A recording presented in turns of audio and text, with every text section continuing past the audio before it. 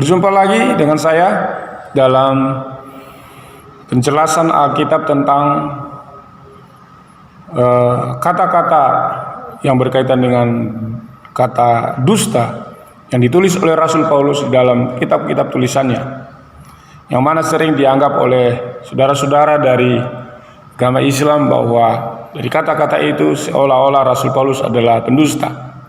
Tapi mari kita kaji pada video yang ketiga ini tentang apa yang dimaksud oleh Rasul Paulus dari setiap kata tentang kata dusta. Itu bukan menunjukkan bahwa dia seorang pendusta. Mari kita bahas lagi kata dusta yang ditulis oleh Rasul Paulus di dalam Efesus pasal 4 ayat yang kelima. Efesus pasal 4 ayat yang kelima. Mari coba kita baca apa dikatakan di sana. Efesus pasal yang keempat ayat yang kelima. Efesus pasal 4 ayat yang ke-25. Demikian firman Tuhan.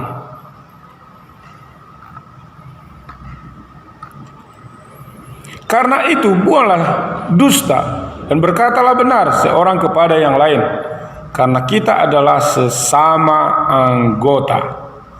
Saudara yang dikasih di dalam Tuhan, lihat di sini bahwa Rasul Paulus justru berkata, buanglah dusta, buanglah kebohongan, buanglah kata-kata yang tidak benar.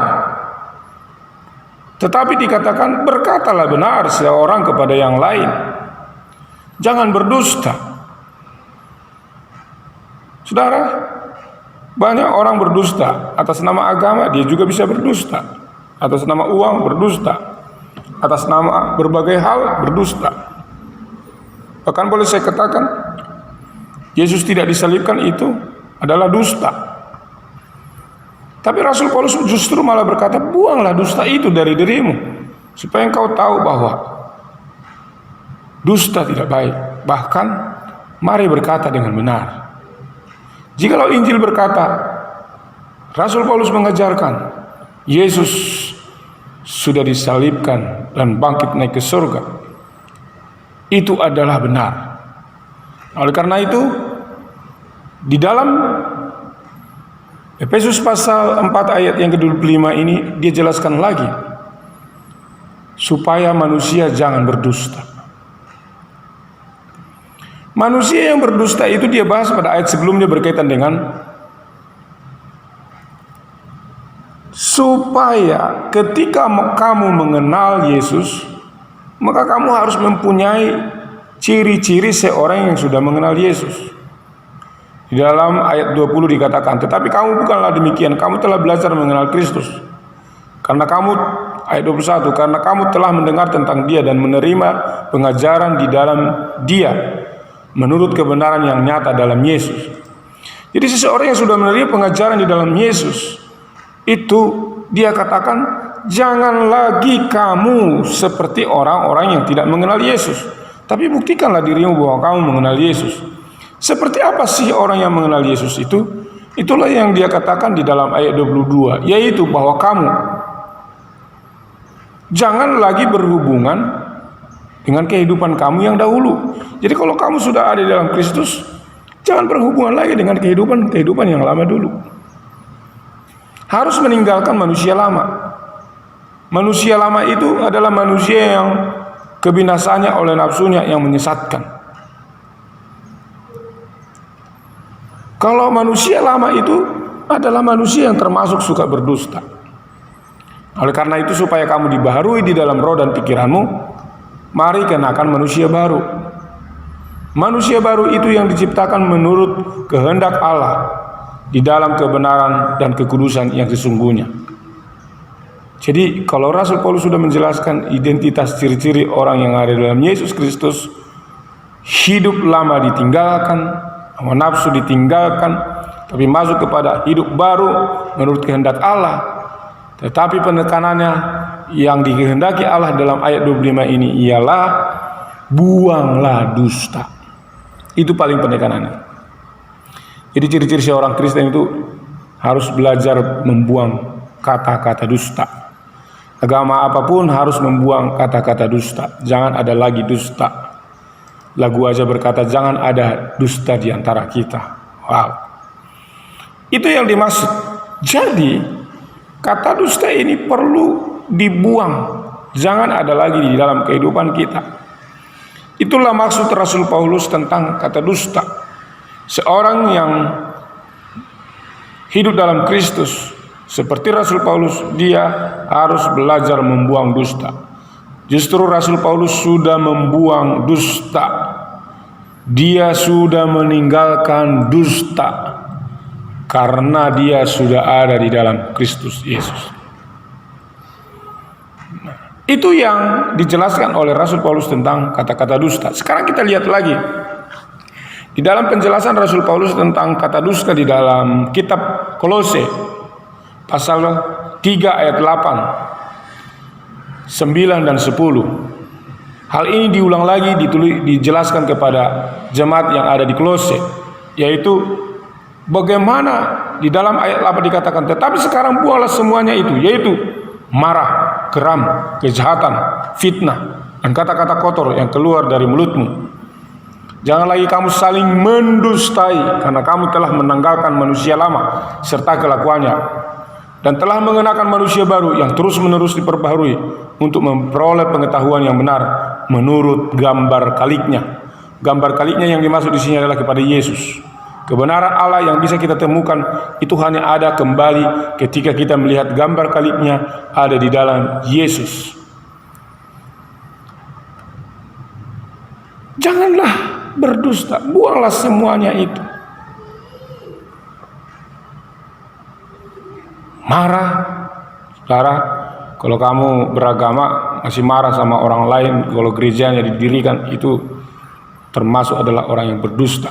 Geram, jahat sama orang lain, fitnah, kata-kata kotor. Saya melihat banyak murtadin ketika mereka menjadi orang Kristen, mereka mulai mengenal kata-kata lembut. Tapi ketika saya lihat orang-orang yang mualaf, mereka malah berkata-kata yang sangat senonoh. Seperti yang dikatakan oleh seorang mualaf terkenal di YouTube-nya.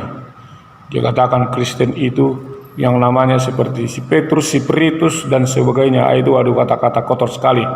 Percuma saja dia mengenal Allah. Pindah agama hanya menemukan kata-kata kotor dalam mulutnya. Jangan lagi seperti itu. Kalau kamu mau benar-benar beragamalah dengan benar. Apalagi dalam ayat 9 dikatakan jangan lagi kamu saling mendustai, karena kamu telah menanggalkan manusia lama serta kelakuannya. Justru Rasul Paulus berkata kalau kamu berdusta itu adalah manusia lama. Itulah membuktikan bahwa Rasul Paulus itu bukan manusia lama lagi, tapi dia manusia baru, dan dia sudah meninggalkan kehidupan lamanya yang berkaitan dengan hal-hal dusta. Jadi Rasul Paulus itu bukan pendusta, justru malah dia menganjurkan supaya meninggalkan kata-kata dusta dari kehidupan manusia. Nah, itulah yang disinggung oleh Rasul Paulus tentang kata dusta. Kalau kita lihat lagi bagaimana Rasul Paulus berkata tentang kaitan dengan kata-kata dusta, coba kita lihat di dalam 2 Tesalonika pasal 2 ayat 11. 2 Tesalonika pasal 2 ayat 11. Ya.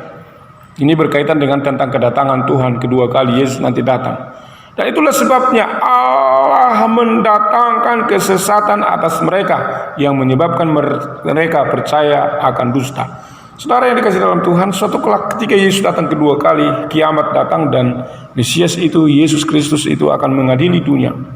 Orang-orang yang masih percaya dengan dusta bahwa Yesus tidak dibangkitkan, Yesus tidak disalib, Yesus bukan juru selamat, itu mereka itu nanti akan tetap di dalam dusta, dan mereka ini nanti akan masuk di dalam golongan pendusta. Akhirnya membuat mereka sesat. Kalau saudara percaya Yesus tidak disalibkan, itu sesat. Saudara percaya Yesus tidak bangkit, itu dusta. Saudara mendengar ajaran bahwa Yesus bukan Tuhan, itu sesat. Tapi Rasul Paulus justru malah berkata, kalau suatu kelak Yesus datang, maka orang-orang yang sesat itu akan semakin sesat karena mereka percaya akan dusta. Jangan percaya kamu akan dusta, percayalah akan kebenaran, maka kebenaran itu akan membimbing engkau.